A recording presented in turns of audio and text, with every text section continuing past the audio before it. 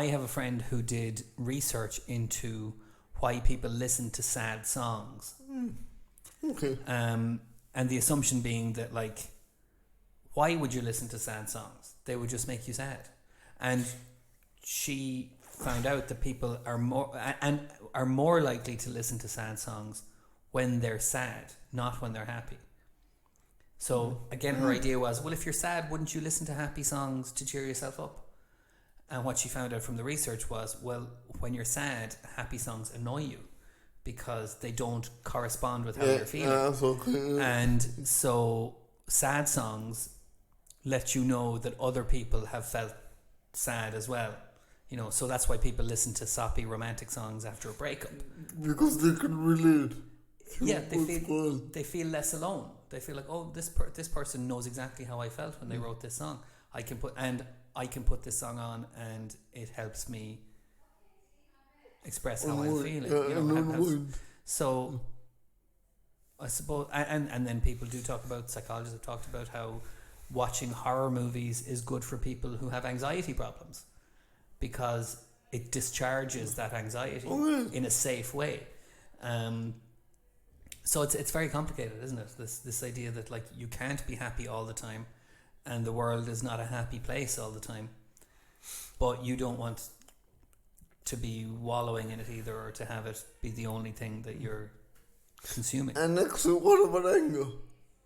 What would you listen to if you were angry? I have my own taste when I'm angry, but I just want to hear from you what the results. Well, I have there is another piece of research that I read. That is, so when you say what about when you're angry, my question would be, well, what do you want to stay angry? Do you want to get more angry, or do you want to stop being angry? Stop. Relief from anger. And then the idea would be, well, do you want to then... That could be very difficult because it can mean then just kind of trying to wear yourself out, trying to burn the anger out of yourself somehow, or trying to redirect the anger into something more positive. And there's lots of ways of doing that because, again, we have lots of different ways of dealing with our feelings. And one piece of research was about heavy metal and aggression. I told them. Well, that's what I listen to. Yeah. When I'm angry, I put on really heavy metal, and I feel much better. I feel like I'm directing it towards the song or them songs. There you go. And getting it out. So the song becomes a container for that feeling of aggression. So there was this piece of research. So years ago, 30 years ago, there was this idea that heavy metal made you aggressive, that people who listened to heavy metal were aggressive, dangerous people, and it was because of the music that they listened to. So someone did a piece of research where they got a group of heavy metal fans and then they got a group of country music fans because they thought that country music is like the opposite of heavy metal. Country music is soothing and calm, which I don't know if it is, but so the country music is the opposite of heavy metal music. So they got some heavy metal fans and they got some country music fans, and they played each group combinations of heavy metal and country. And they found that heavy metal did make you more aggressive if you were a country music fan, and country music made you aggressive if you were a heavy metal fan. Yeah, that heavy metal fans found heavy metal music relaxing. That they it was had the opposite effect. It just, music you don't like makes you aggressive because you don't like it, because it annoys you. Now, I don't know that corresponds, that goes across the board, but it was an interesting, it wasn't what they were expecting to find, but music is a great way of letting off steam one way or the other, whether it's playing music or even hitting an instrument. Hitting a drum is better than hitting anything else. So would you say that all emotions can be linked to a certain kind of music. So, heavy metal, sadness, sad songs, euphoria, maybe psychedelic trance, or 90s dance. Those are all good examples of types of music associated with particular emotional states, that's for sure.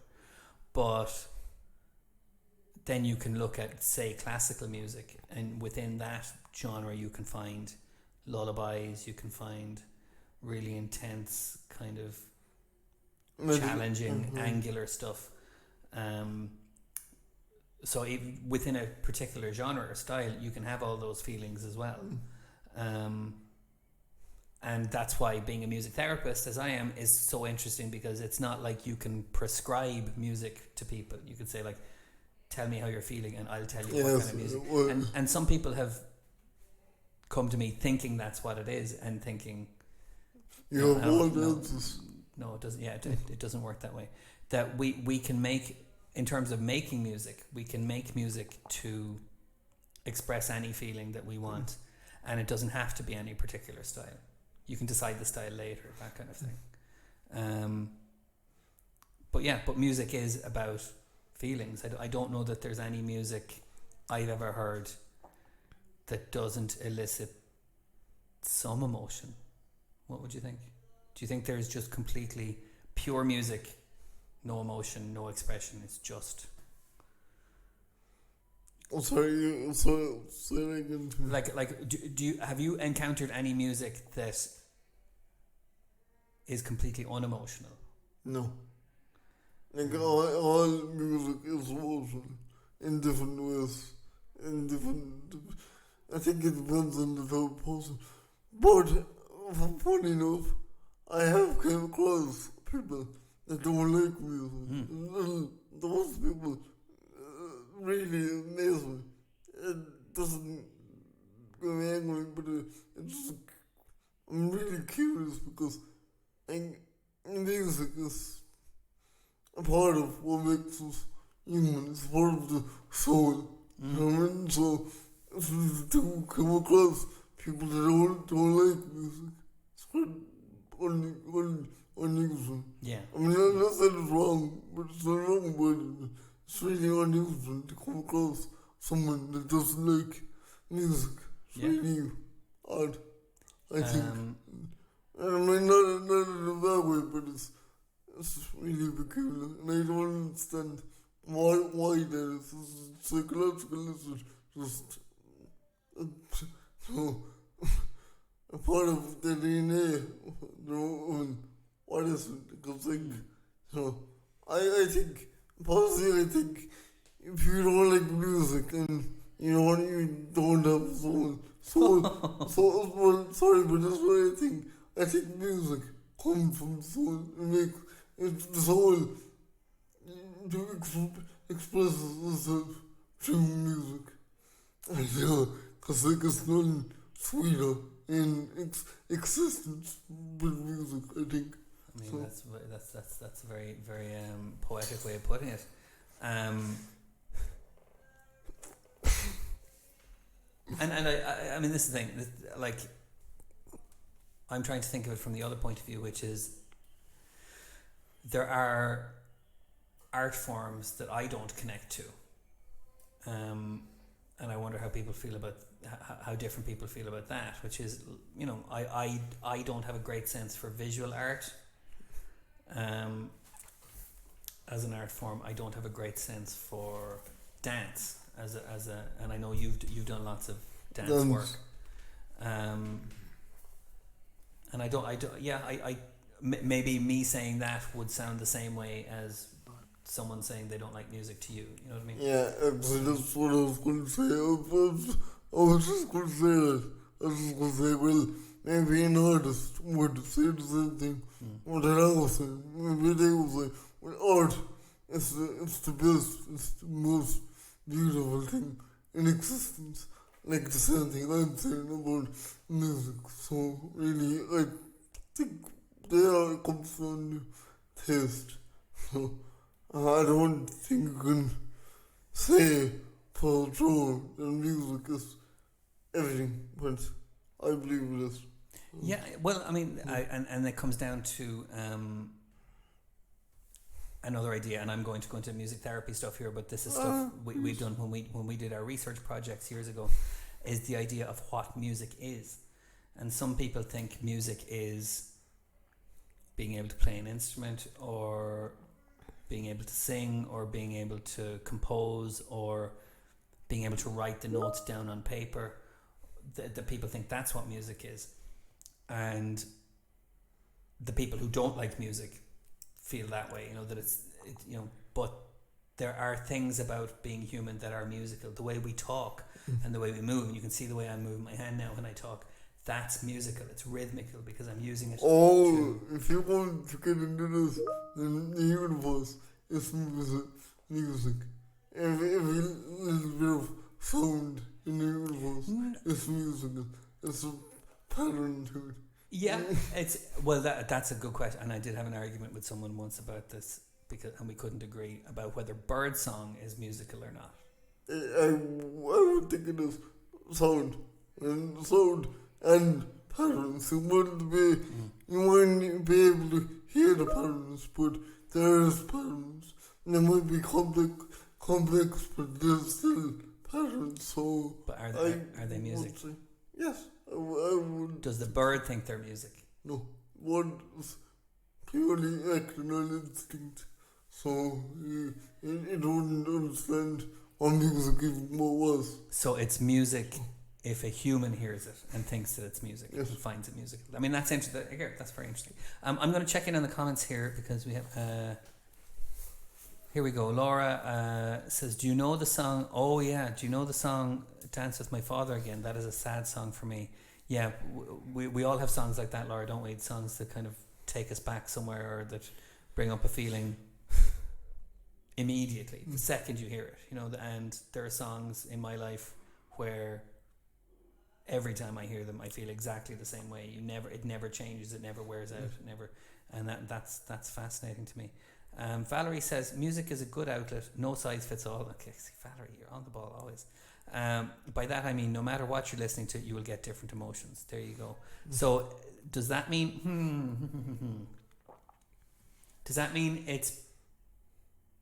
there's a difference between someone who only likes one kind of music and someone who likes all different kinds of music? In terms of sorry, break it down. Well, say someone only listens to heavy metal music. Yes. Is there a difference between them and someone who likes classical and heavy metal and pop and Irish and jazz or whatever, in terms of the emotions they get from the music? No, I wouldn't say so. For me, I can only speak for myself.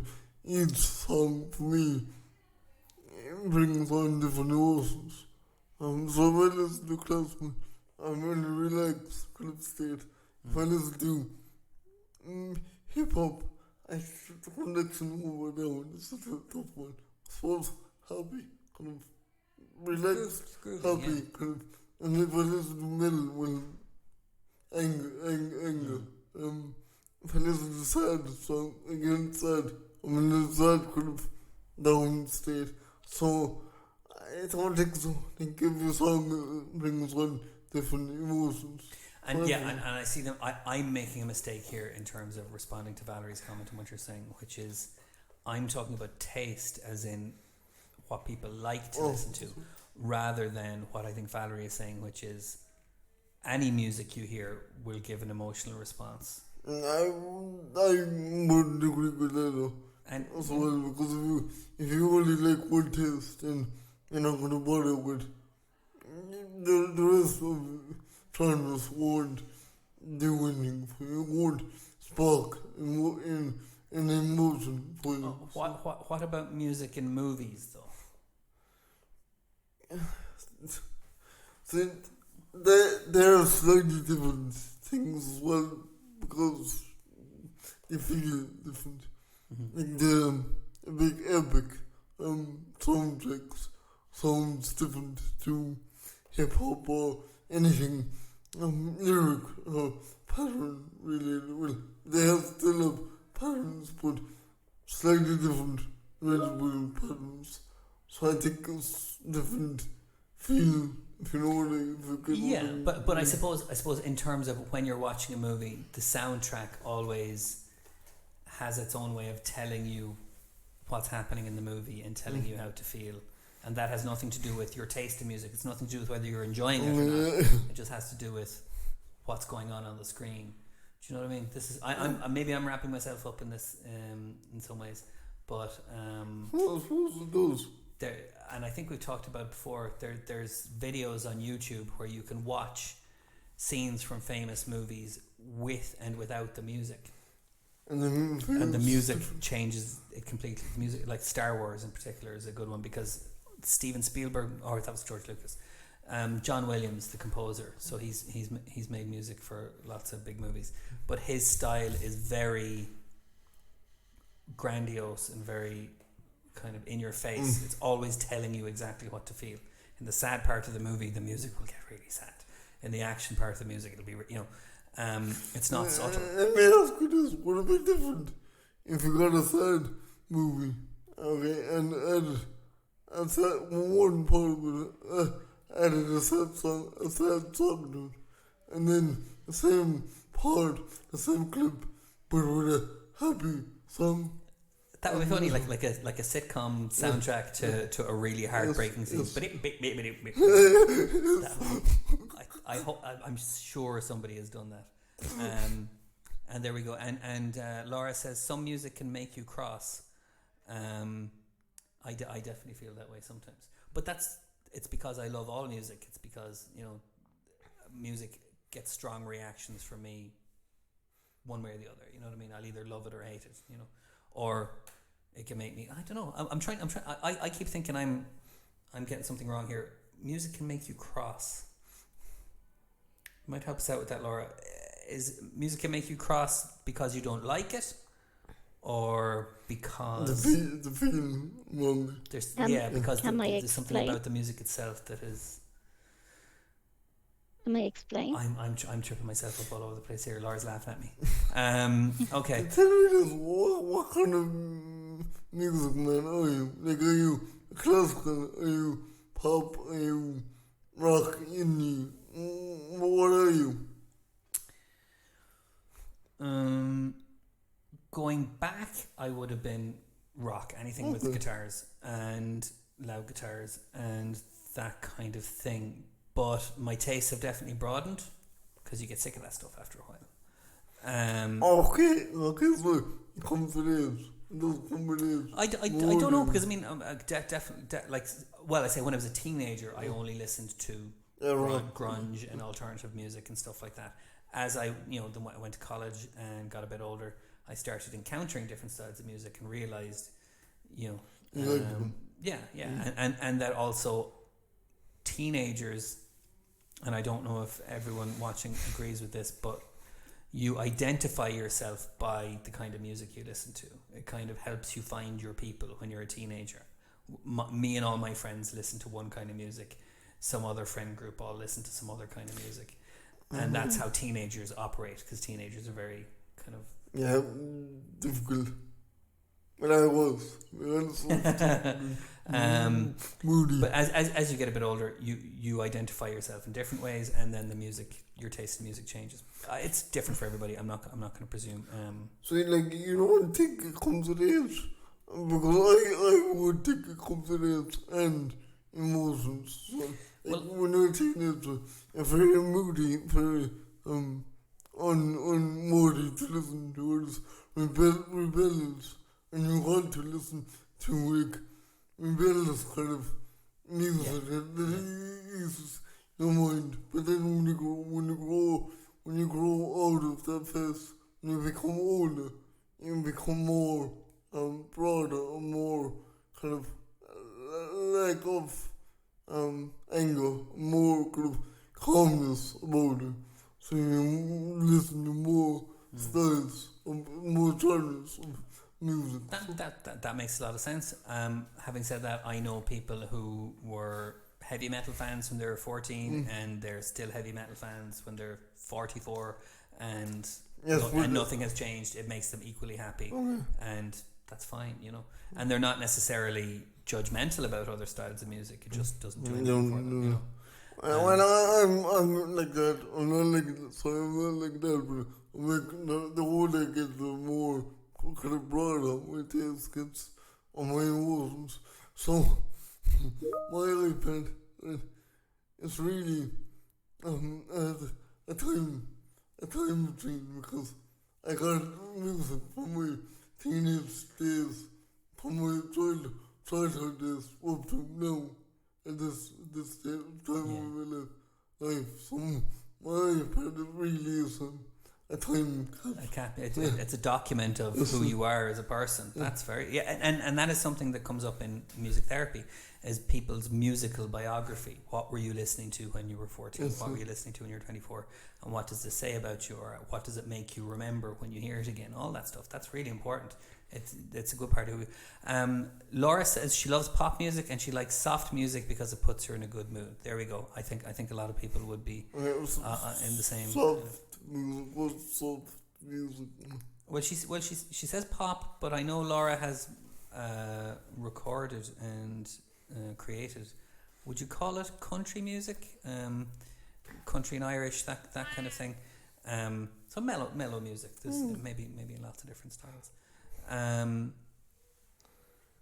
I wonder as well, this is just thinking about you as a music consumer, is there a difference between people who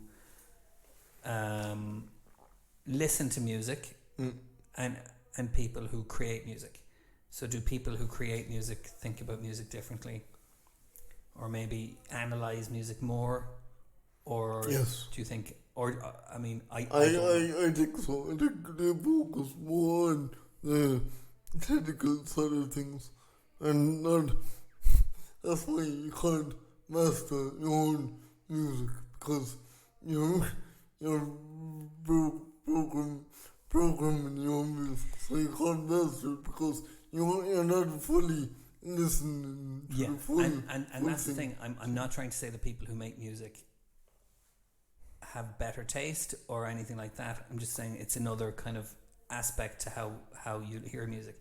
Because someone who said, Laura said, some music can make you cross, and music that makes me cross is music I can't understand, music I can't work out, you know, that kind of thing, because that's what I'm used to being able to do. So it comes from a mathematical mind then you have on music. Or that, or even something like, because I'm a musician, if I can't understand it, then I know I'm not able to play it, and if I can't play it, then I get frustrated. You know. Okay. I can understand that. I'm sure it's different for everybody.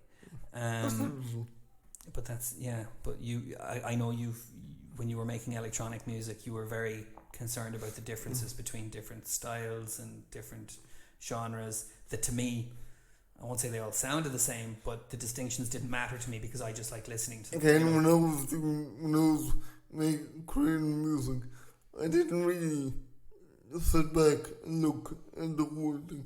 I didn't listen to it like a listener. I kind of just did it as a program. I didn't.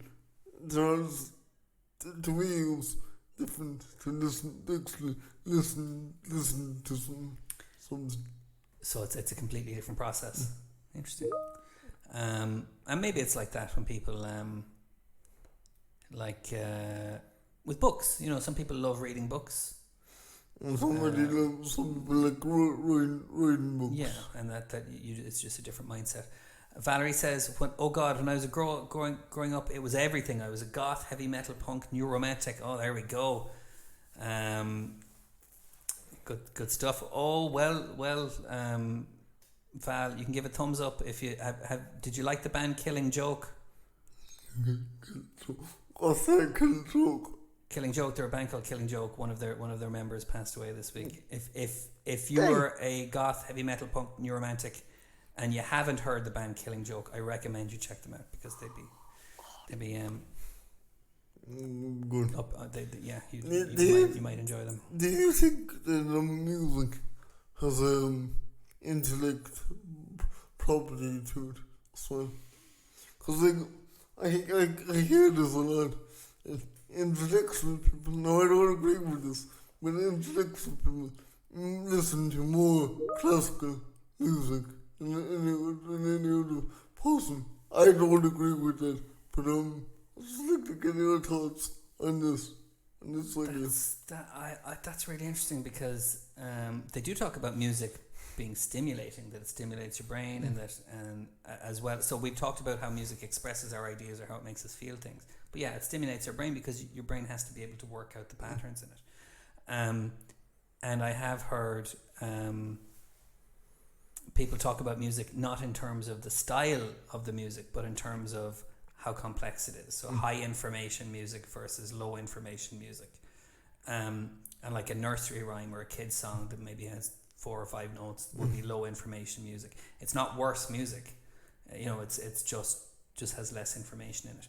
Whereas a really complex classical piece or a really complex jazz piece would be high information music. But I don't know if liking those kinds of music makes you more intelligent. Have you heard of the Mozart effect?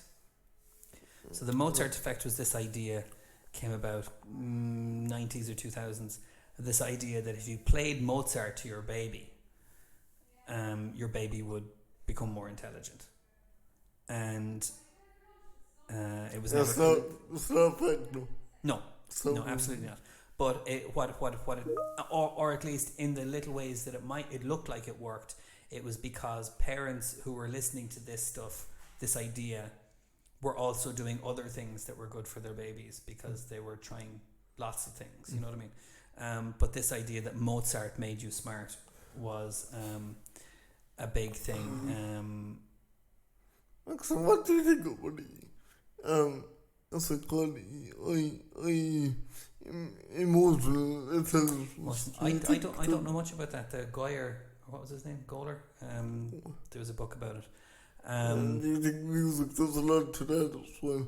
Because that's a slightly different thing to intellectual intelligence. There's more of emotional intelligence. That's a very interesting idea. I mean, there is the idea that music is, again, back to the first thing we said, that music is inherently emotional.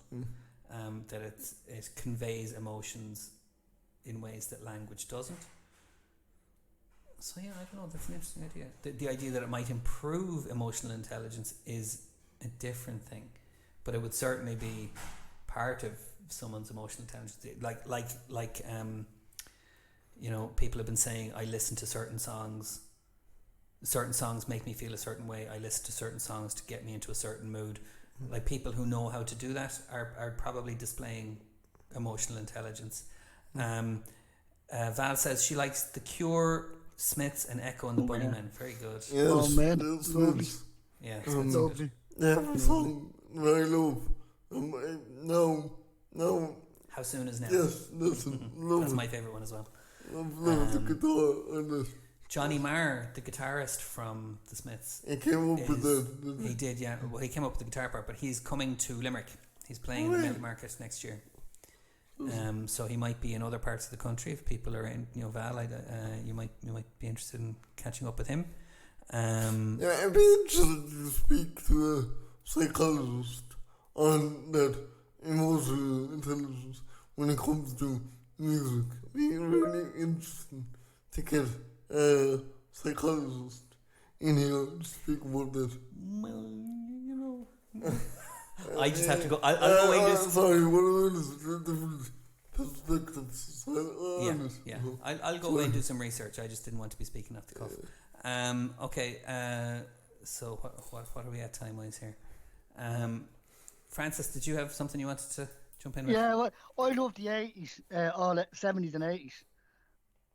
Yeah, so. I would leave it on the comments. So Okay. Yeah. this is going up on YouTube. I think our. And I want us to go over and Twitter this as a fantastic. No, that's yeah. No, well, we can cut out any extra stuff, but it's not coming through anyway. So sorry about that. Okay. Laura says Christmas music is a hard one because I love pop and Christmas. Very good. Okay, and that's music that just takes you somewhere straight away, isn't it? Like that's Christmas music. Love it or hate it. I really English video. More songs in the video, English as well. Because I love songs, so I don't really like Christmas anymore. And the Christmas songs just really anger me and so upset me at the same time. So, yeah, it's not And easy. and this is maybe why those encounters you have with people who say they don't like music is so confusing, because these reactions that we have, positive or negative, are so immediate and so strong. Yes. And that music isn't like, this is a music therapy term, or music therapy, but music isn't innocuous. It isn't. Music has, you have to be careful about how you use music. You have to be careful about how you engage with music, because it can stimulate Yes. emotions and difficult feelings, or painful memories, or that kind of thing. So yeah, it's not a neutral thing, I suppose, is the word. So the idea of having no opinion on music is hard to process. Isn't it? Yeah. But there we go. And like, so when I say I don't necessarily connect with visual art or dance, that doesn't mean I have no opinion on it. Yes. There have been times where it has gotten through to me, for sure. Okay. Have we time for any one quote of the week? Let's see, because we've been very lucky with quotes of the days, where for some reason we're talking about something and then the quote comes up and it fits what we were talking about perfectly. So That's Christians. I totally agree. And there's some selectivity. I do scroll around a bit to find them, but it's always good when it happens. The CIA is listening. Okay. Oh dear. Verifying. Art quote of the day. Oh, I don't even understand. Okay. Let's try this. And we might modify it to be about music. But it's an art quote by Giotto di Bondone. Giotto was a famous medieval or Renaissance painter.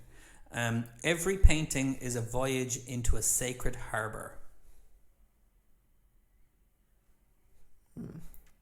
Every painting is a voyage into a sacred harbour.